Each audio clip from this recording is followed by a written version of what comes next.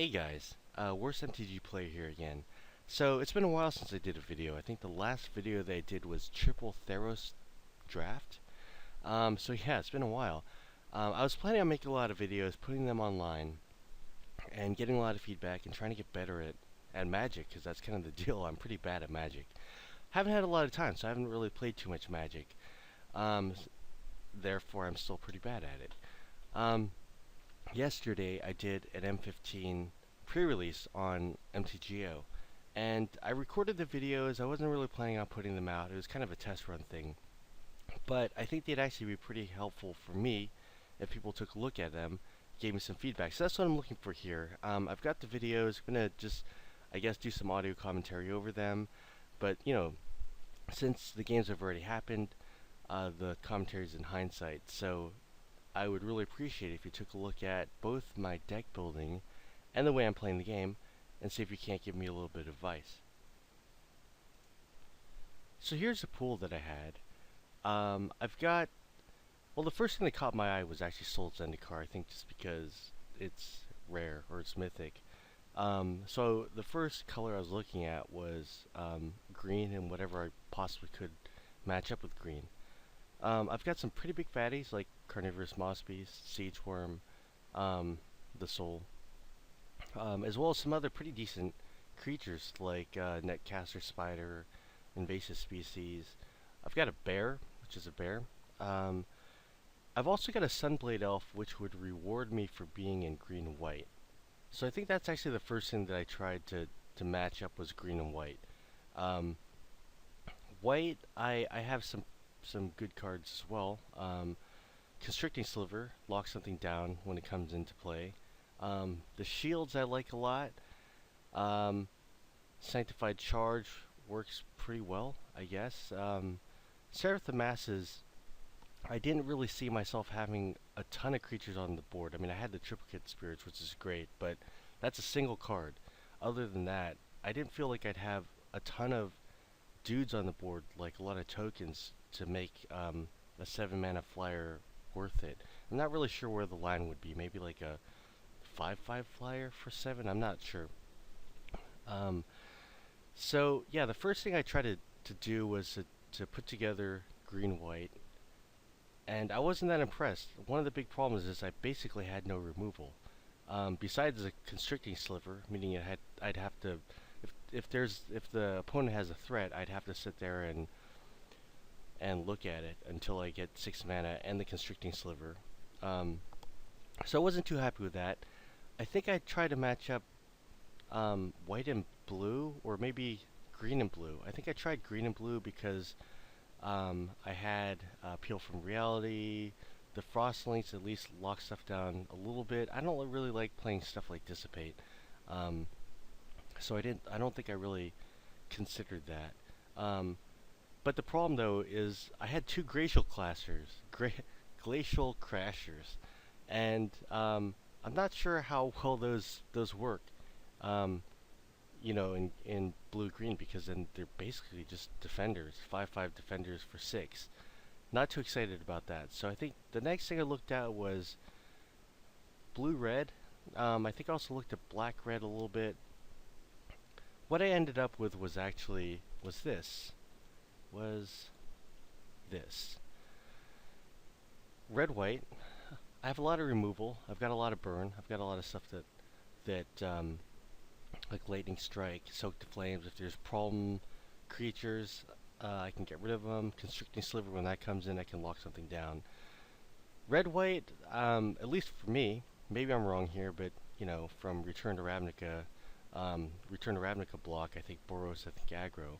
This isn't really an aggro deck because I've got so much top end or bottom end or whatever, like the 6 drops, 7 drops. I've got a lot of stuff back there.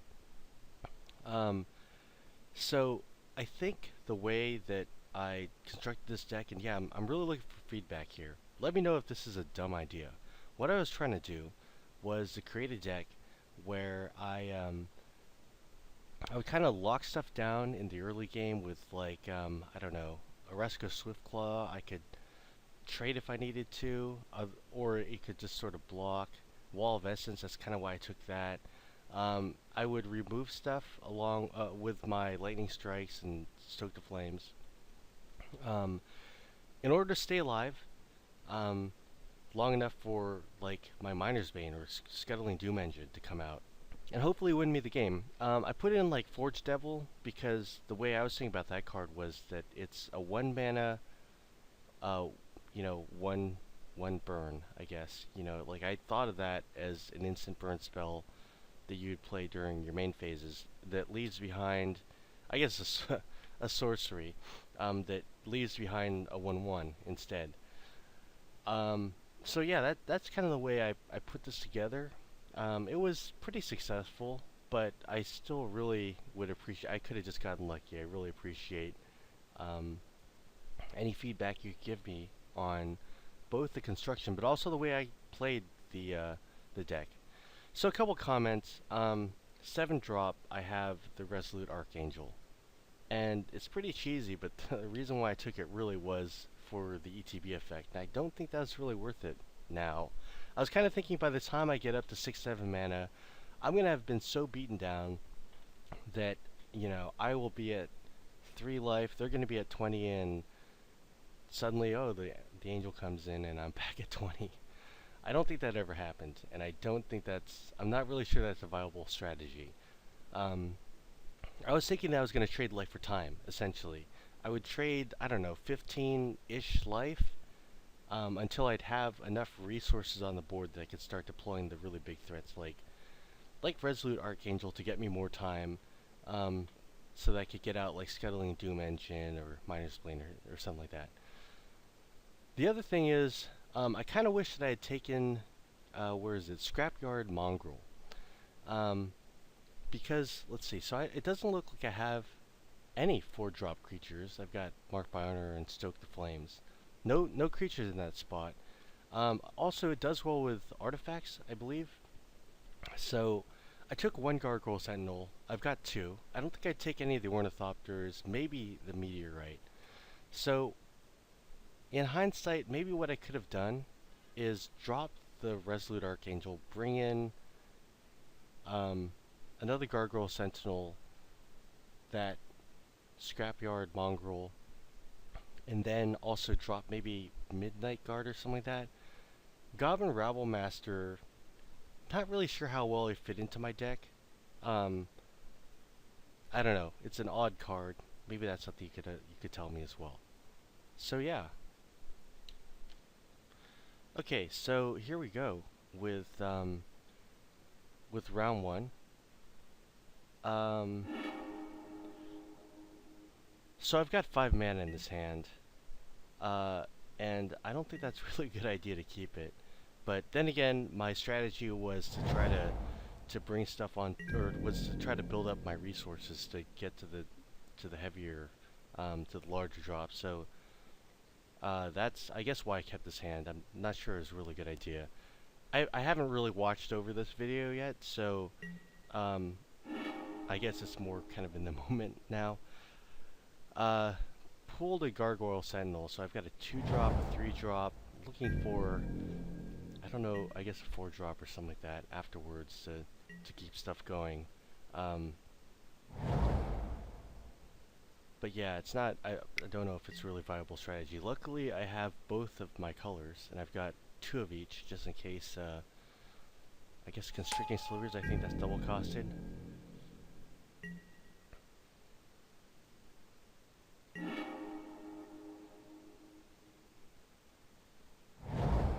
So at this point, I think I'd be a little bit worried, because I wouldn't say that I'm... Maybe this is flooded. This isn't quite flooded. Because I still have a 3-drop that I can play next turn, but I'm getting there. I'm definitely getting to the point that I'm wanting some more creatures and spells and stuff. Luckily, he doesn't have a huge board position either. It'd be nice for me to swing for that 3 each turn, but at least I'm not really taking damage, and I think I'm very much willing to trade that Leeching Sliver for the Rescue Swiftclaw. Or the Aeronaut Tinkerer, I guess. And I think I actually do trade. No, No, so I don't.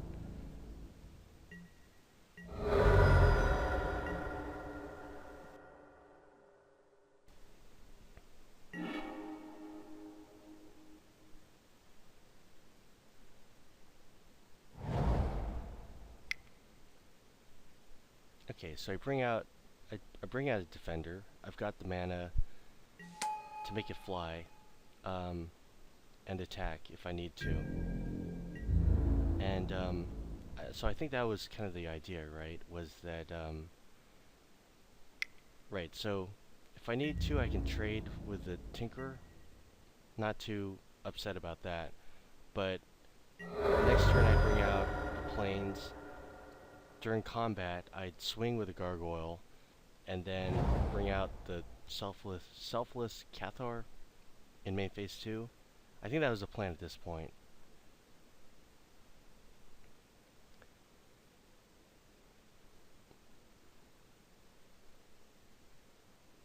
And we're waiting.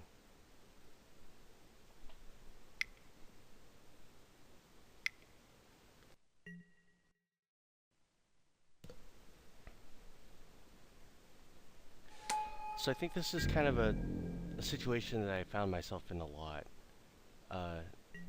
during the course of these games, is that my enemy would build up a board position a lot faster and a lot stronger than mine. And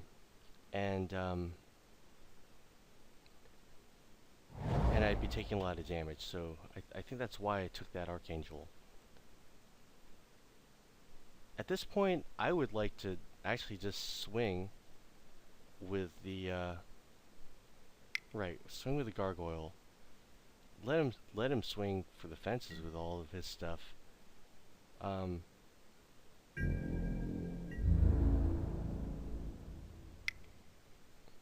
take the damage with the plan of bringing in the Archangel to recover. But the problem at that point is that maybe I wouldn't have the board position anyways, and I'd still die even though I have 20 life. But I think at least that was sort of the strategy I had, was to try to pretend race him, and pretend race him in a way that I'd be losing, and then have another 20 life. But then this happens. Which is something I probably should have seen, right? Or something to that effect. Some sort of bounce spell, since he's in blue. He's got stuff like that. So I'm starting to hurt. Starting to take a lot of damage. Don't have a really fast way to restabilize the board. I guess bring out the Gargoyle again. And from what I remember, that Gargoyle is actually kind of a superstar in my deck. It did a lot of work.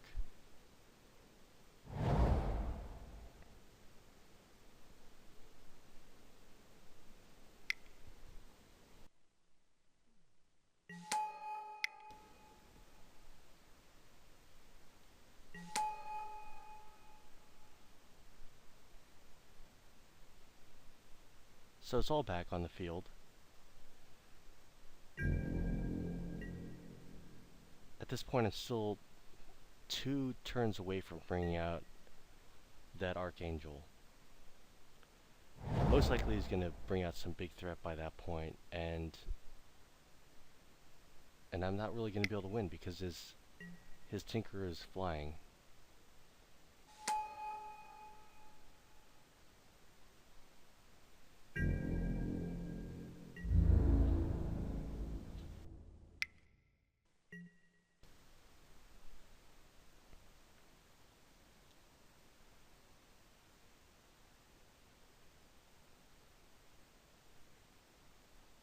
Okay, so I don't have any way to block this.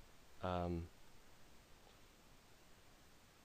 guess, so I'm taking 6 damage here. Gonna bring out another mana. I think I'm hoping for some sort of removal or burn or something like that. I can... Oh, wait, actually, never mind. That artifact isn't flying. So I think I'm trying to just trade here.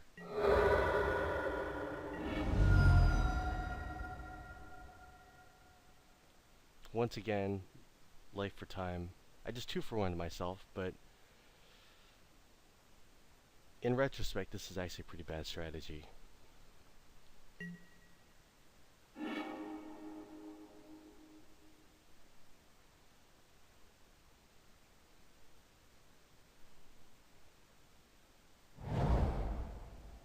So it looks like I don't really have any other plays at this point besides just bring out the Cathar.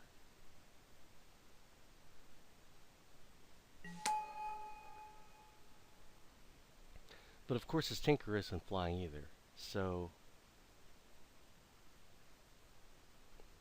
kind of in desperation mode here, but I think I'm willing to chump in order to live another turn. Even though if I go ahead and just let him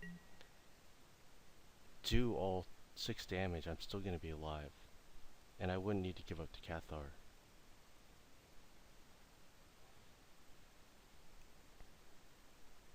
I've got the preview pane on another screen, so if I hover my mouse over one of the cards and I'm just like staring, pausing, it's probably because I'm reading what the card actually does.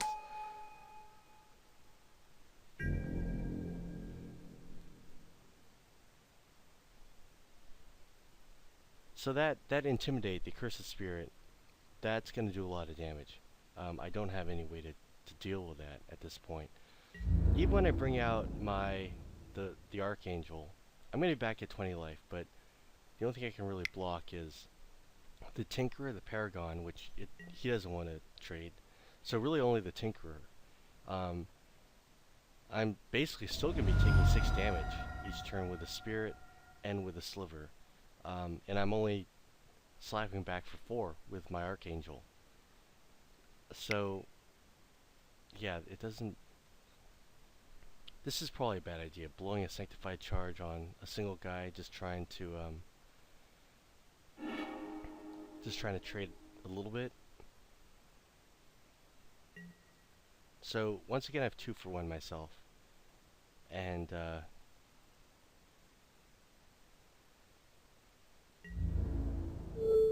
yeah, and this isn't really a smart way to play the game.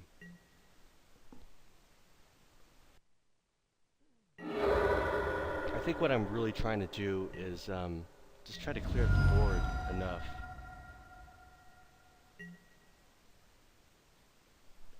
Oh, right. So Sanctified Charge, it does give me first strike. So didn't realize that. That's good.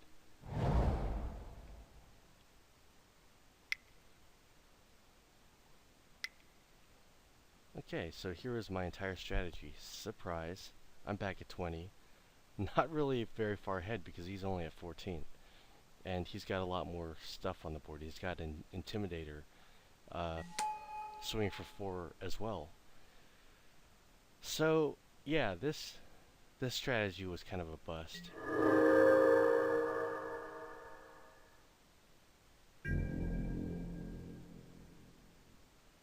A Lightning Strike would be amazing right now because at least a Lightning Strike I could get rid of the Cursed Spirit or Stoke the Flames or something like that. We'll see how this turns out.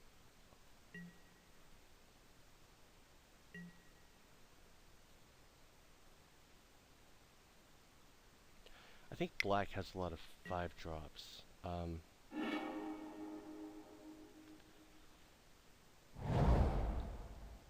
So it's possible that he could bring out something pretty massive. Okay, so he's going to match my 4/4 in the air with another 4/4 in the air. And I think in my deck the only thing I can hope for now is the Sliver, the Constricting Sliver, or the Stoke the Flames to try to get rid of it. All the while I'm still taking 4 damage by the evasion guy on the ground.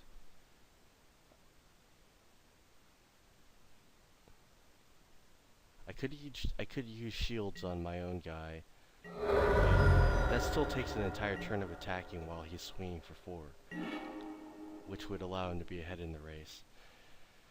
So, yeah, looking back at this, I I think I really regret taking the Angel.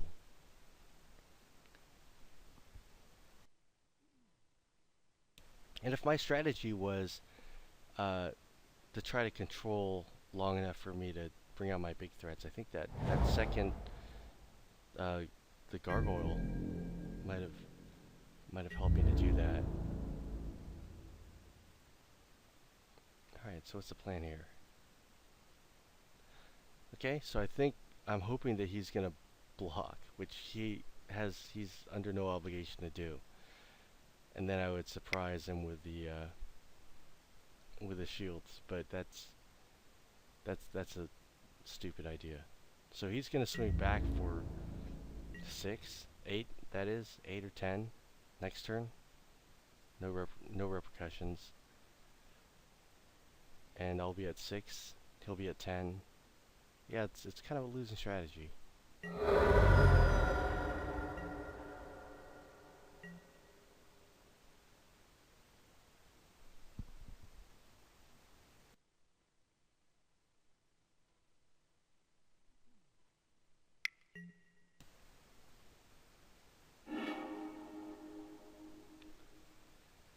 Yeah, so when I'm seeing a lot of stuff like Mind Sculpt, I feel like this is a game that I should be winning.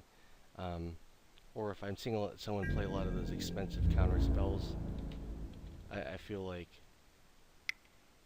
yeah,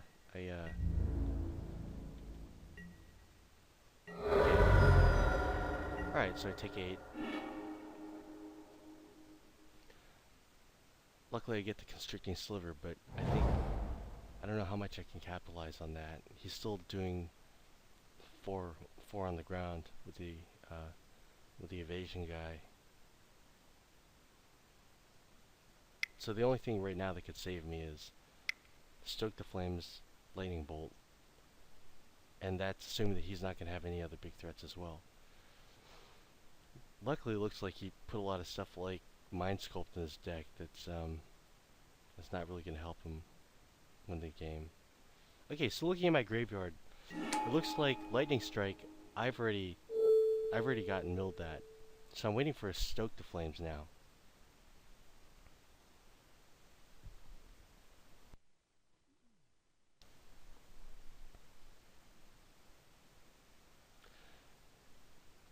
Yeah. Right.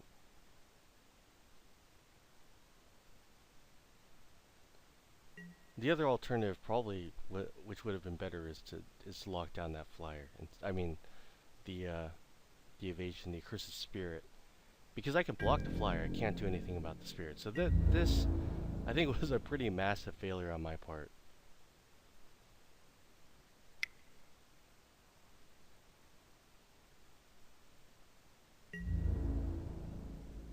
Okay, so here's a race that I'm gonna lose because he's gonna obviously get me to 0 faster than I'm gonna be able to. He's got me on 2-turn clock. I've got him on a 3-turn clock, including this turn, including that swing. So that wasn't really well thought through. I should have probably locked down the spirit, held back for a minute, and blocked with the flyer.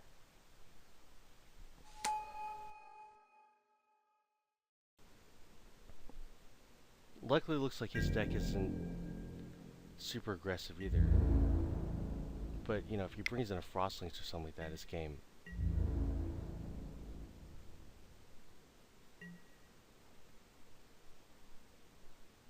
Okay, surprise, surprise.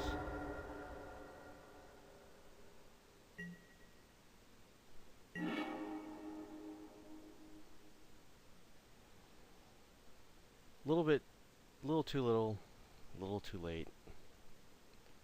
That's a nice card.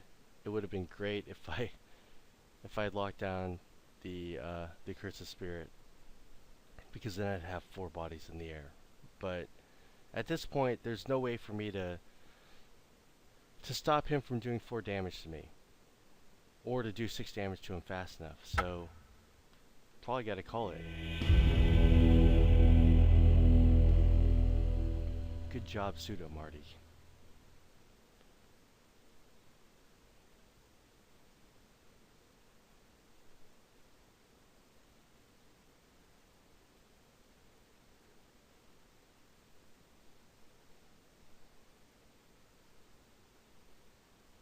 So I think I'm looking at what I could bring in. I actually really like Meteorite. Maybe a lot more than I should. But I think I just decide that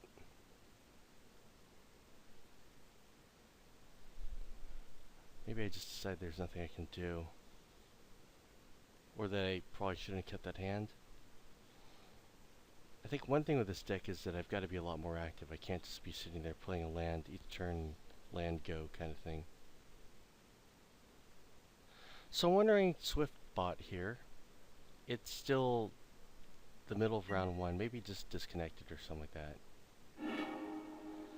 2 land. Forge Devil, which is obviously not a turn 1 play, and I think during, or at least, you know, when you're on the play, it's not a turn 1 play, and I think I learned that the hard way sometime during this match. Maybe even right here. Yeah, right here. Okay.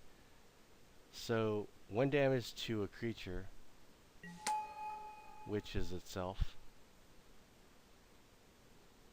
This is, it basically turns your mountain into a monocolor pain land, is what it does. Or tap land, I guess. I don't know. It's a monocolor, yeah, it's, I don't know, one of those come into tap. Basically the Forge Devil just nerfs your mountain for a turn. So that didn't work out. I think after that I learned how to play Forge Devil a little bit better. It's not a turn 1 play. You wait for your opponent to play that 3-1, 4-1 type guy, if there is one in the set. Then you bring in the Forge Devil, and then you laugh for half an hour. Okay, the standoff.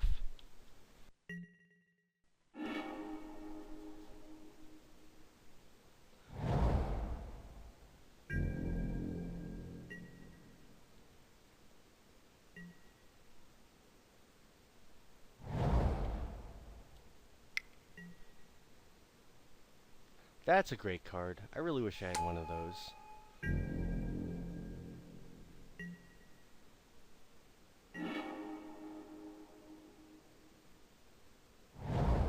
Okay, so at least now I have a goal, right? So the Rabble Master. This card, it's a strange card. I actually really like it. I think I like aggressive playstyles, and this is just a really fun card. It generates this Goblin token that has to swing every single turn.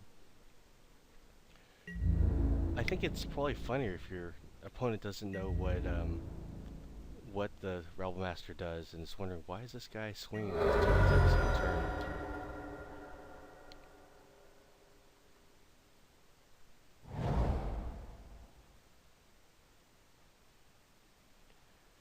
But in a situation like this, it's really fun because your opponent is busy trying to lock down your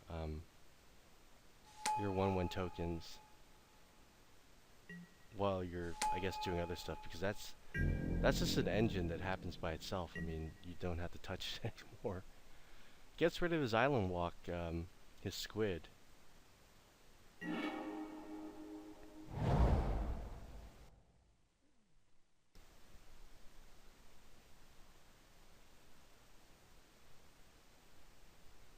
So at least the current board state, this is kind of a bad matchup for him, because he's gonna lose that squid, and then the next turn, you know, I'm gonna be able to swing with the Ralph Master as well, unless he brings something onto the board. So I've got Miner's Bane.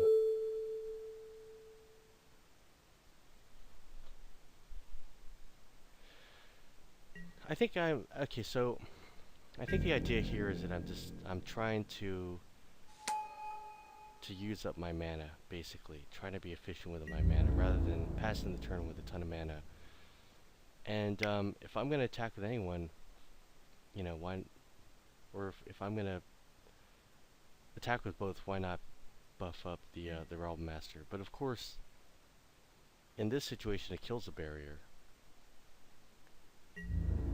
So he's gonna have to use both these guys to block some tokens, and you know, I get in, what is that, 6? I get in 6 right off the bat.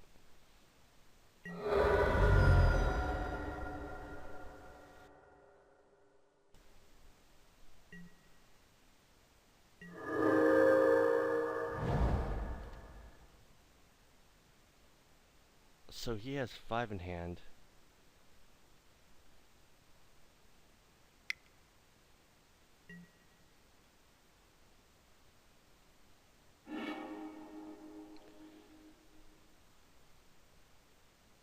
I guess, yeah, so he 2-for-1's me.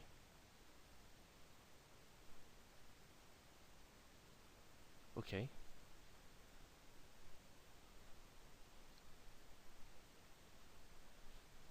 So, I think he just messed up. I think he didn't know how to target. I'm not sure that would have been devastating for me quite yet, but really I should be a turn back, so I should be casting that the Realm Master at this point.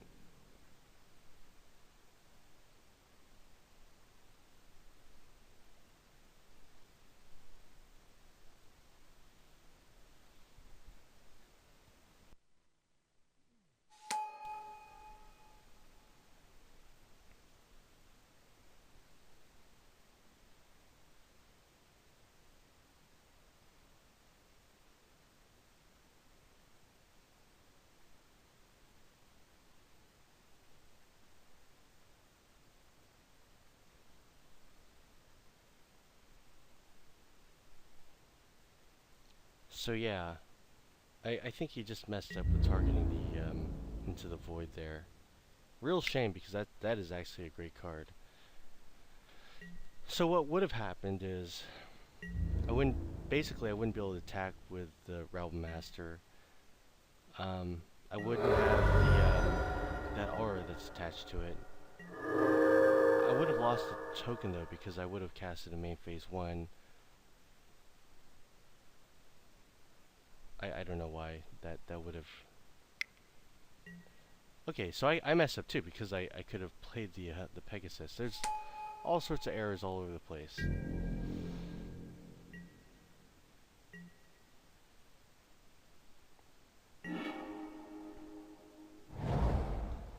Haunted Plate Mail, definitely a great card as well, except he's got the barrier, so he can't turn it into a 4/4 Flying Spirit. I guess he could equip it onto his barrier, but I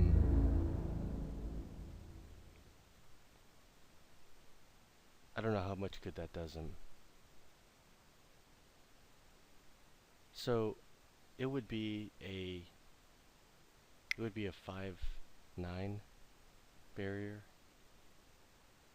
So that would kill me. But at the same time, I'm under no obligation to be attacking with the Goblin Rabble Master.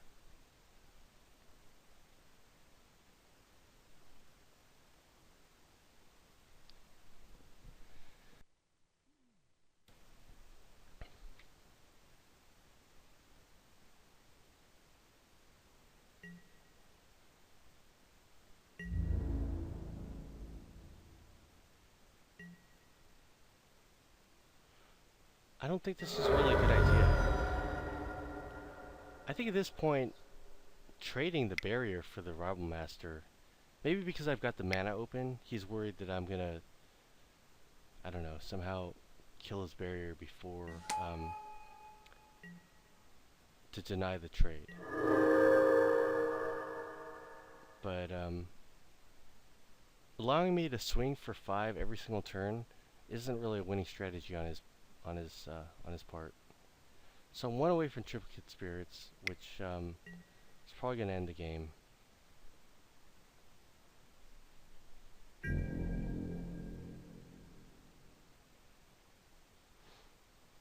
I guess I would actually deny the trade because I've got the shields, but he doesn't know that. Maybe he's playing around shields.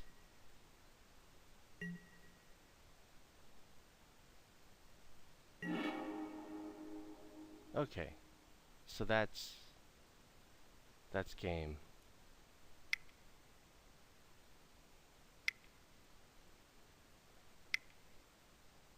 Or I could just use a sanctified charge because it doesn't look like he has any way to do anything about that.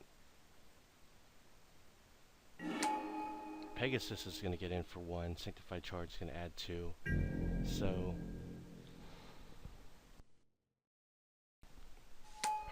I think I've just been waiting for that triplicate spirit to come out for so long that, you know, I was just hoping to get it.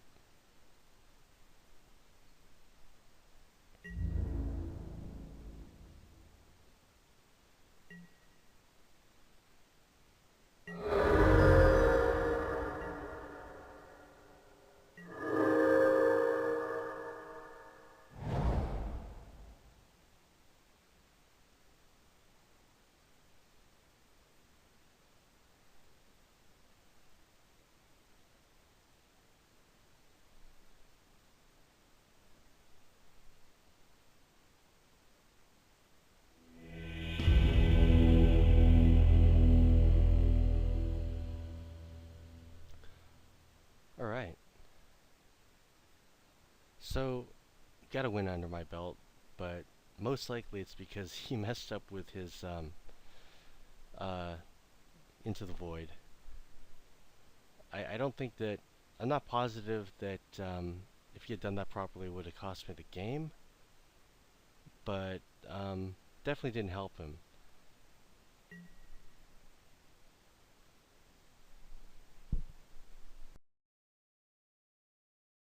Yeah, so Goblin Rabble Master is a pretty fun card. I don't know how good it actually is because, you know, it's easy to get rid of, but it does put a lot of pressure on the board. And yeah, obviously I couldn't have kept that that no land hand. It'd be nice to see some white here though, see some plains. Okay, so got a little lucky there. From previous games of M15, I know that having Marauder on the board early in the game and swinging is a pretty, it can definitely be a pretty devastating thing. Especially if you have some way of buffing it.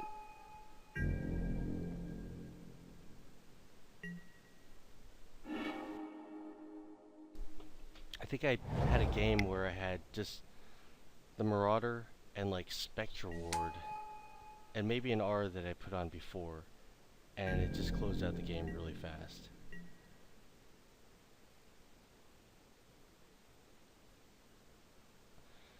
So I've got a Johnny's Pride mate. I'm not sure how I feel about that card. I think that's a card, first of all, that doesn't really go in this deck. I know there's a lot of cool combo-y stuff that I've seen people do. Especially if you have Soul Mender, I think. So you're basically just putting a +1/+1 counter on the Pride Mate every single turn. Also gaining some life. Maybe with the Resolute Angel, because, you know, a single time I put a +1/+1 counter. Not that a 2/2 for 2 mana is necessarily bad at all. But, I'm not sure that it's really worth the card slot here in my deck when this deck already has so many problems. But at least, hey, I've got a 2/2 on the ground. And if he doesn't bring out anything, you know, I can swing for just a little bit more.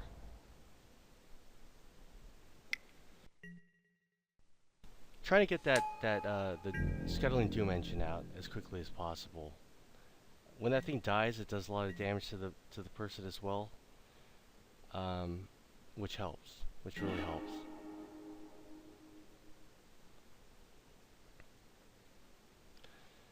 So, running into some mana problems here, but not the end of the world. I'm willing to trade, I can't block anyways.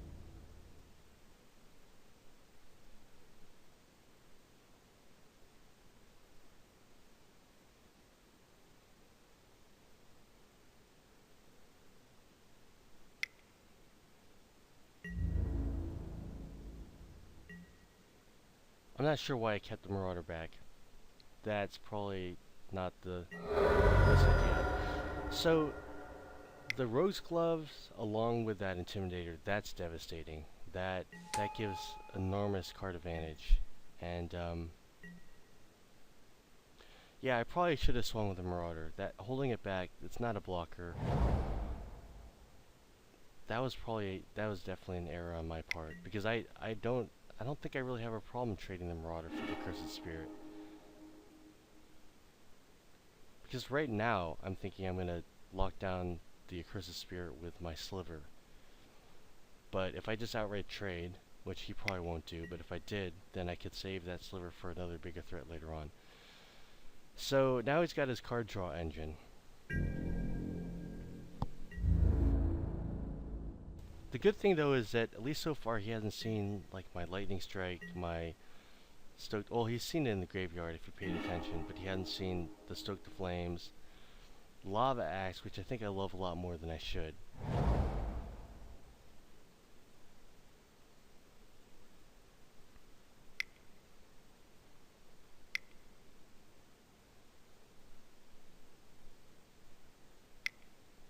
Okay. So he's gonna do a free 3 damage every turn. And I'm gonna be doing 6, hopefully.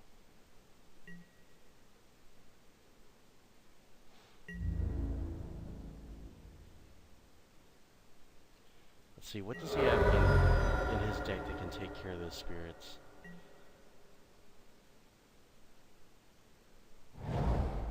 Maybe a Welcome Turn, the Carrying Crow,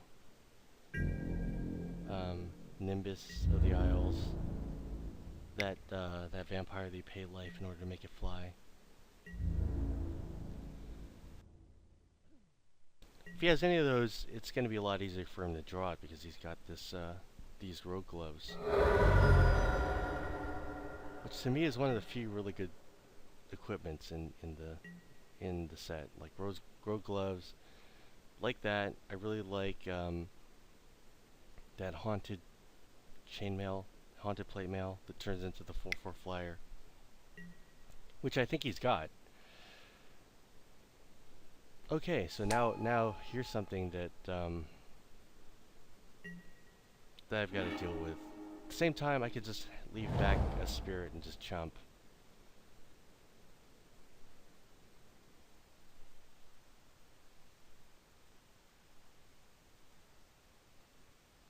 Or the Pride Mate, which isn't doing anything, or lose the Gargoyle.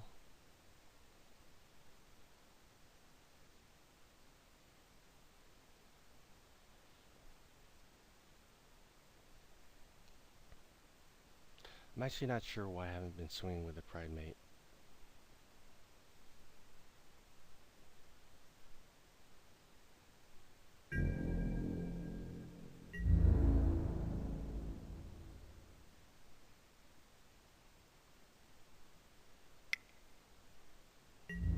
Not sure why I did that either. Oh, I guess, yeah, right, you would just trade.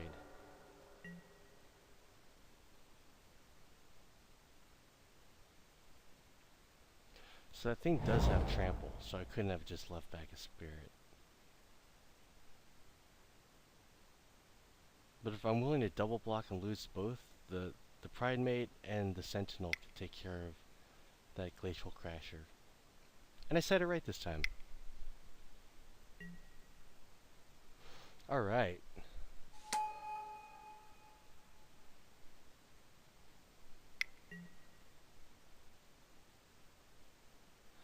I'm not that impressed by that Sliver.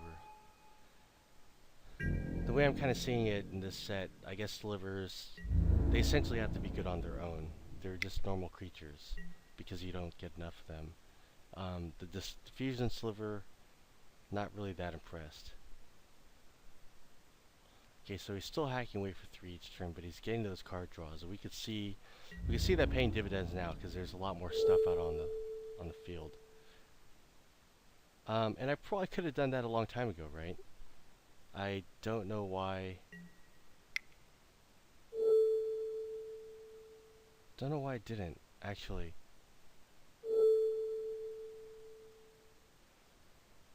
I'd probably have to go back over the footage, but I think that was something that could have happened a really long time ago, because Intimidate, it can be blocked by artifact creatures. I think that's something I always kind of forget. So that's definitely an error on my part. Okay, so yeah, that's gonna help out a lot. Just knock that out of the skies. I'm just waiting for one more mana. Man, I'm really curious. How many times did I let him swing with the Curse of Spirit before I remembered that the Gargoyle could trade?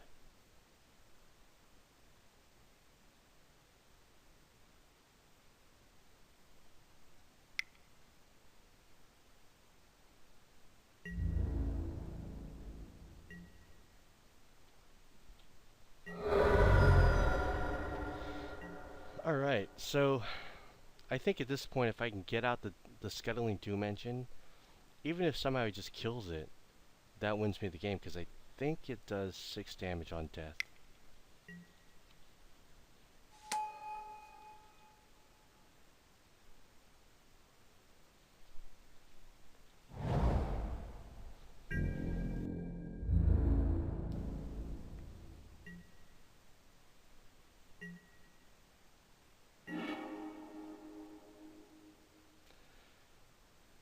Not the mana that I need, but it's alright. He doesn't have anything in the air.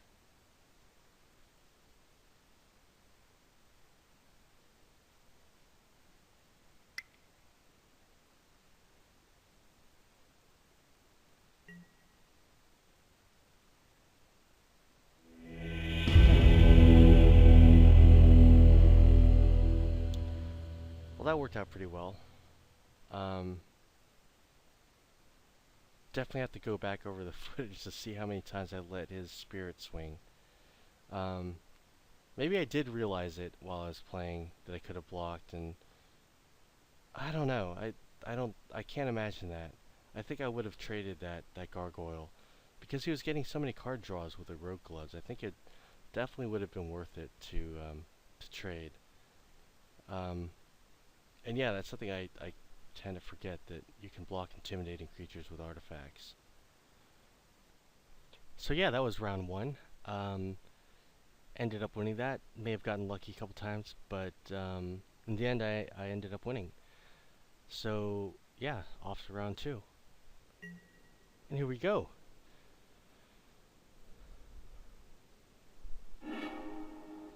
So I've got 3 land. I've got both colors. Don't really have any low drop creatures though, which could end up biting me in the ass. But at least right now my goal is to survive long enough to get to 6 drops. Hopefully pick up some removal along the way. Definitely pick up some cheaper guys along the way. And basically survive. And maybe that's why I have the Archangel in the deck, because I'd be expecting to take a lot of damage between now and 6 drops, 7 drops, at which point I can throw down the Archangel and pop back up to 20, but like as we saw in round 1, that's a pretty hard strategy to realize.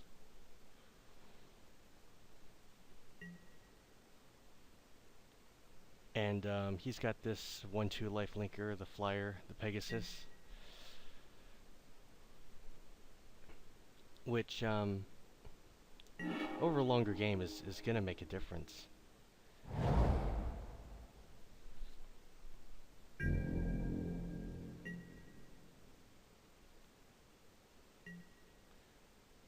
It's really hard to tell what to do with these kind of hands, because generally I like 3 land hands.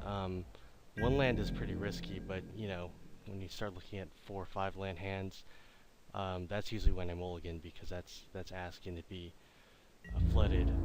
But it's pretty hard to tell what to do with a 3-land hand when the rest of the stuff is not playable immediately. Um, and so, you know, I'm kind of hoping that I'm going to draw what I need. For instance, that gargoyle would be perfect because he would come out, then I get rid of defender and block this Pegasus. I don't think I'd want to expend a lightning bolt to get rid of him. He's slowly opening up the gap, but not significantly enough that I think I'd really want to blow my removal on him.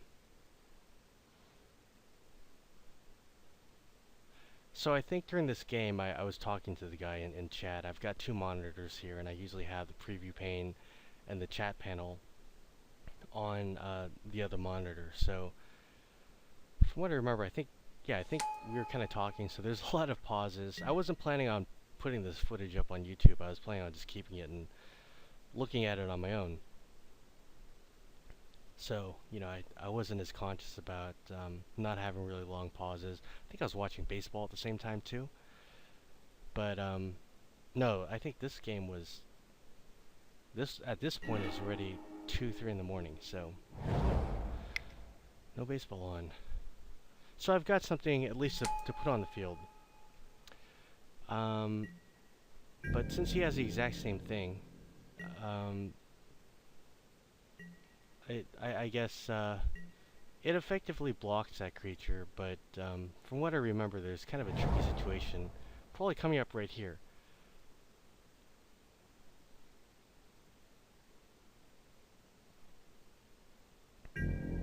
Okay.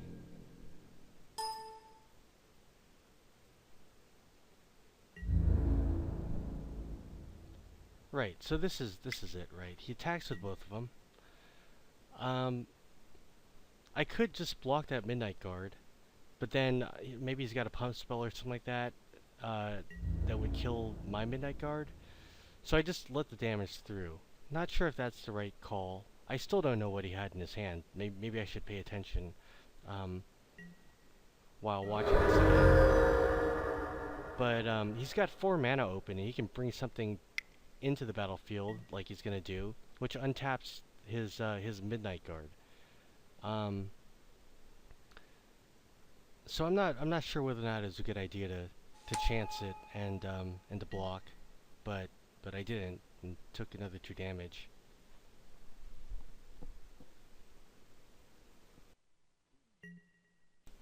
So at this point, he's got three creatures on the field. He's gonna be doing 5 damage each turn, so he's got me on, you know, like a little bit longer than a 3-turn clock. And my board position isn't really impressive, so this is looking kind of bad. And it's kind of the same thing as the first round, the game that I lost, where I had a really slow start. And like I said, I have a lot of turns where I'm just playing a land and really doing nothing active. But at the same time, I'm taking lots of damage.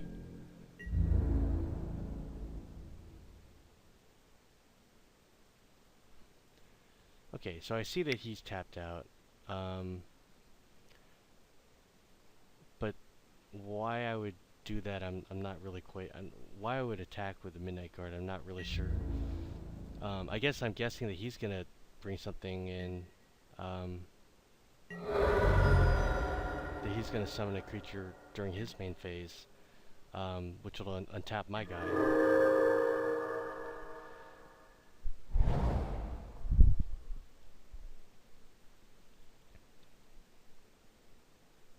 I think I was trying to psych him out or something like that, kind of the way that he psyched me out, and I was just trying to get some damage. I was just trying to get some damage in to close this gap up a little bit.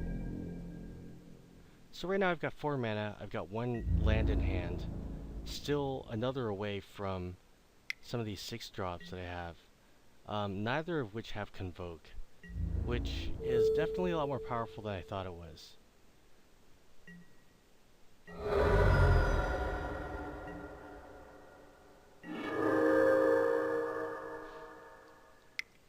So Um, I don't quite remember what I spent those 2 mana on, but obviously if I had left up a mountain and a plane, I could have just saved my guy with ephemeral shields, which would have been a pretty decent play.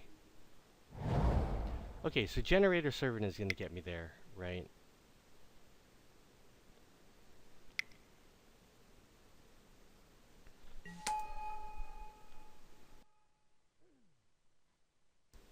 Now I've got the ability to sack this guy, get that 2 mana, next turn that is. Bring in something like Miner's Bane or Constricting Sliver would make a lot of sense. And lock down that Indulgent Tormentor.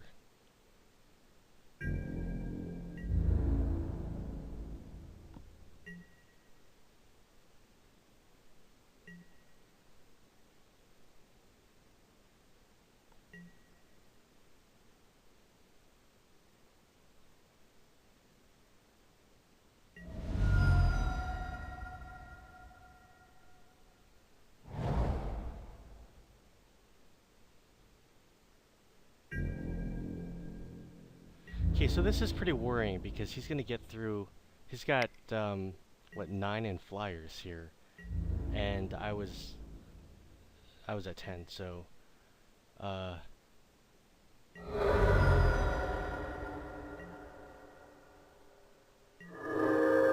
probably paying the 3 life versus letting him draw wasn't really a good idea. I probably should have let him draw a card. But, I guess I'm pretty terrified of card advantage.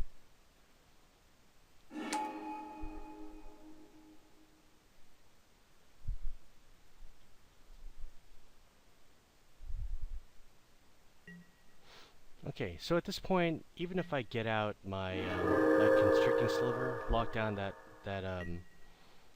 the Tormentor, there's no way for me to prevent 2 damage in one go. So, you know, especially because he has flyers.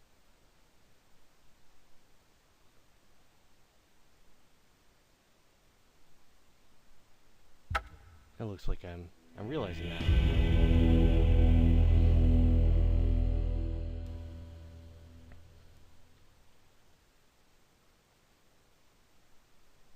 So I'm not really sure if there's any changes that I made to the deck. So he was red, he was black white. I don't think that. I think I was considering bringing in that Scrapyard Mongrel and trying to get a little bit more aggressive of a deck, because I basically just got run over here.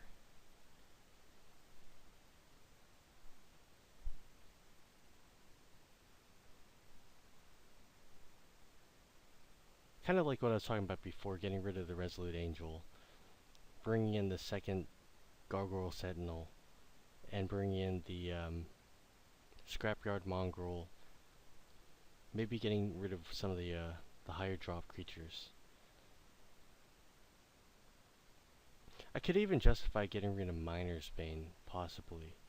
It's a 6/3. I think it has Fire Breathing or something like that, but the fact that it has 3 toughness isn't really that impressive to me.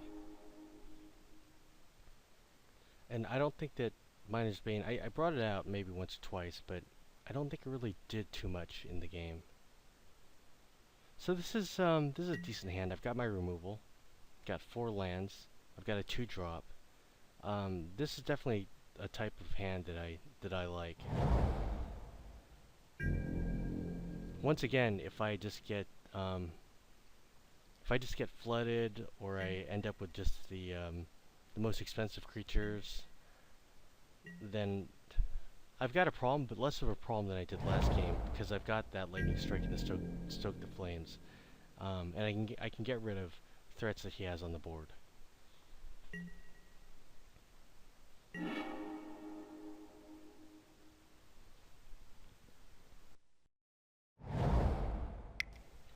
So the Mark by Honor card, that's the card that I really like.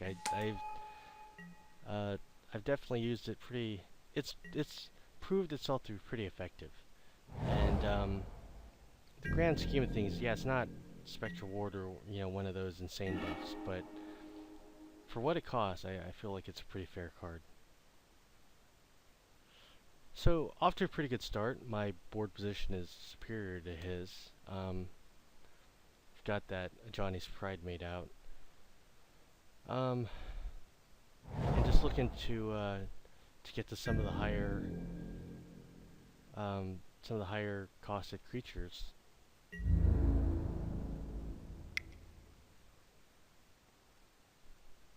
Alright, 10 turn clock.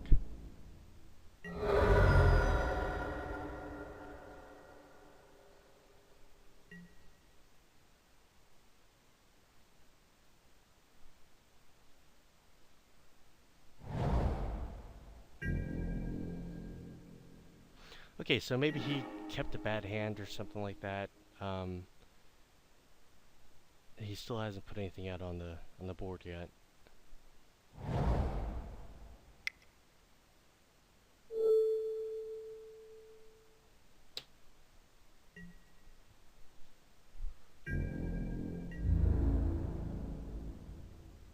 So now I'm just chopping away 4 life each turn. And at this point I'm kind of thinking, okay, the lightning strike and the stoke the flames, that can be used for something other than removal. So combined, that's 7 damage, right? If I can just swing 2 more turns, then at the end of the second turn I can throw out that damage and win the game. He's tapped out. He's got a 2/2 first strike flyer, which can chump my guy, but I don't have any problem swinging because there's no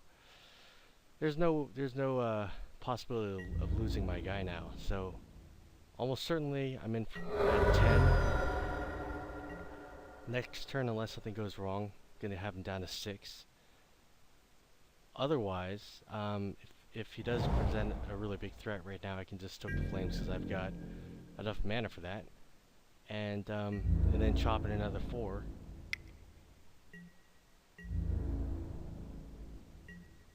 Okay, so at this point, seems very likely it's game.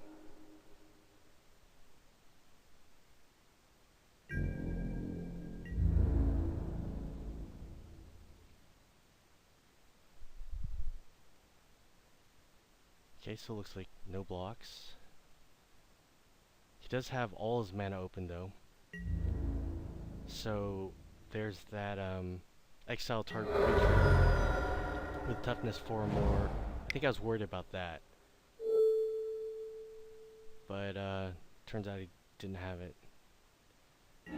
But my Pride Mate was toughness 4, so it would have gotten rid of him. Yeah. So I won game 2, but mostly because it looked like he had some really bad draws. So it's not really representative of how the two decks match up. So we're already at game 3. It's kind of been flying. It's been pretty fast. I've got a little bit worse of a starting hand. I've got 2 lands. But I don't have any of my whites, and it'd be nice to be able to bring out that Pegasus, but without any planes, I'm kind of in trouble. So this is exactly why I like Forge Devil, for a situation exactly like this. Bring him in, get rid of that Death Touch guy, and basically start the game in a much more superior position.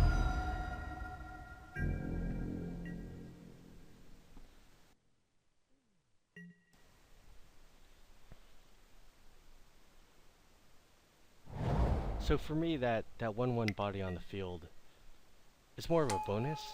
It's I can't imagine that I'm going to be doing a lot of damage with it. Maybe use it as a chump blocker or something like that, but I have a hard time believing I'm going to start putting like Mark by Honor or some of these more expensive auras on him in order to try to really chop away at his life.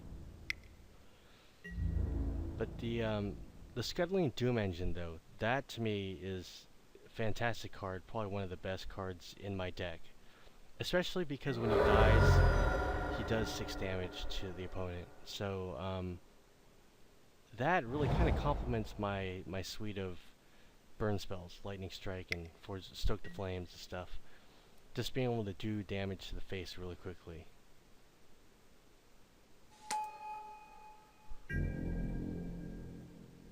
Okay, so this is kind of a strange card, Warden of the Beyond.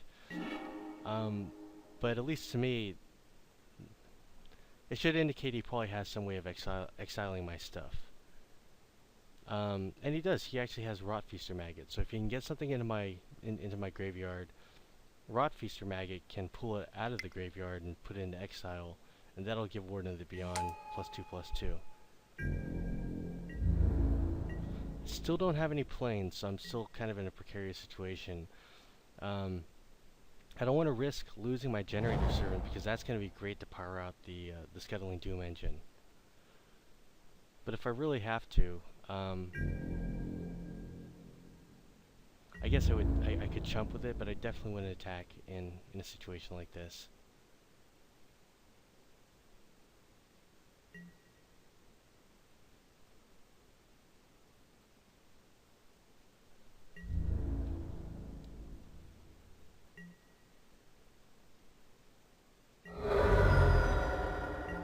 Yeah, 2 damage is not the biggest deal. Now I've got my planes. Now I can bring in my Lifelinker. I can start really chopping away at him. If I can get that 4th land, then I wouldn't mind putting that Mark by Honor on the Pegasus. In order to really start gaining life. If I had the Pride Mate out right now, that would be amazing, because every single time I swing, I put a counter on the Pride Mate. So there's definitely a pretty decent life gain strategy in white. I'm not really sure all the cards are there, but you know, there's enough life gain stuff that, for instance, a burn deck like what I'm kind of playing would have a hard time dealing with that.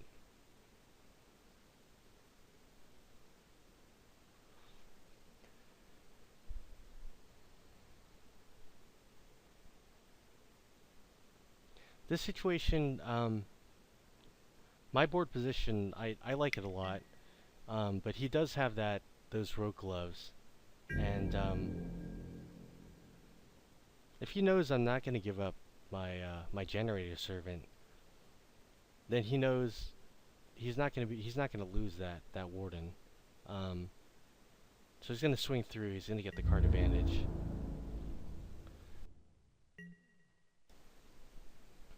Looks like I value him not getting the card advantage more than I value my Forge Devil. Let's see if I block that way. Okay, so I chump it.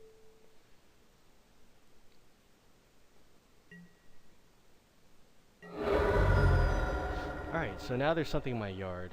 I think he brings out Rotfeaster Maggot in order to exile it.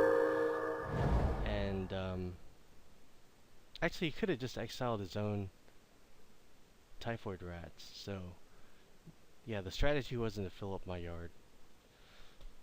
I've got 4 mana. I can bring out the Scuttling Doom Engine. And now I'm really happy with the way things go, because even if he does exile something and he pumps up his Warden to 4/4, it's not a problem because the Doom Engine is a 6/6.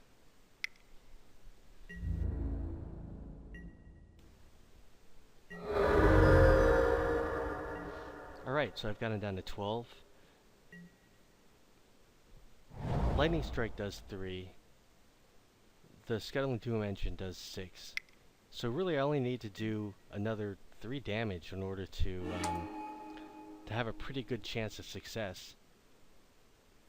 Once I get down to the point that he's at 9, that I can just willy-nilly start hacking away with the Doom Engine every turn. Actually, I don't know if he gets exiled, does he still do the 6 damage? I think it's when he dies he does 6 damage to the opponent, not when he just leaves the field.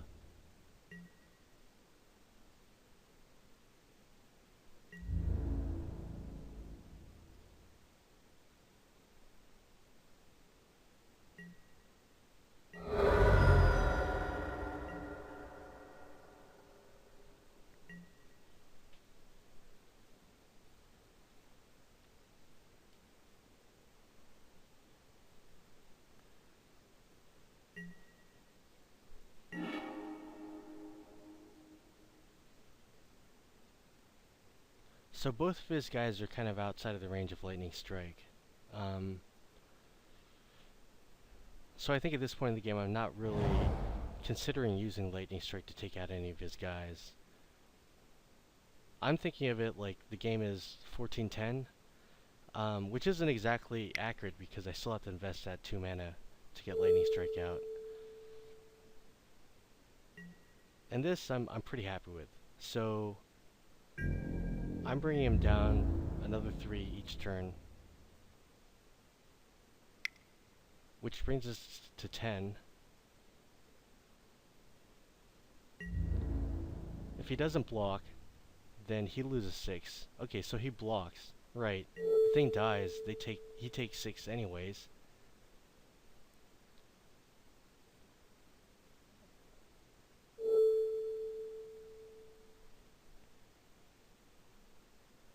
I get rid of the Vigilance guy.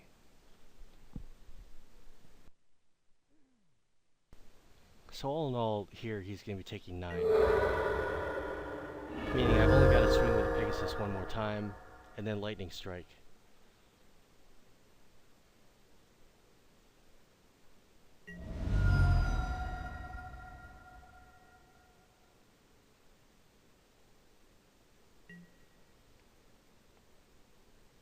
Basically, I only have to do 1 more damage to him, and it's game. I'm not even sure that Lightning Strike is really that big of a factor here, because he's got to do 17 damage to me in 2 turns. I've only got to attack with that with my Vigilant Flyer twice. So unless he's got some way of getting rid of my flyer or putting out a flyer to block or something, this is almost game. Keeping an eye on those shields just in case he has some sort of removal that destroys. And of course he puts on the Rogue's Gloves in order to try to draw some cards to find some solution to this problem.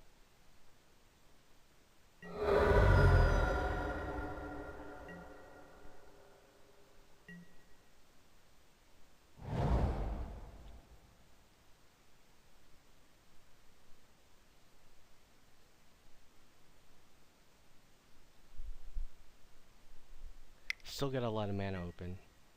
Okay.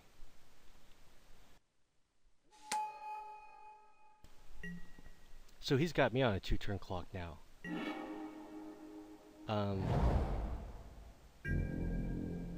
Which doesn't matter because, I mean, it's game right now anyways, but if I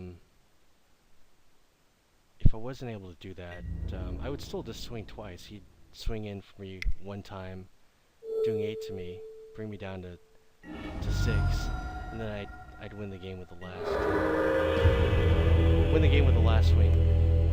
So that was that. I think that game was definitely a lot more fair than the second game of the match. The second game of the match, I think he had some really bad draws, whereas this one I think was a lot more fair. And I think by this point, I was getting a better feel of how to play this deck. Still, I'd really appreciate any feedback I could get on how I'm doing. So yeah.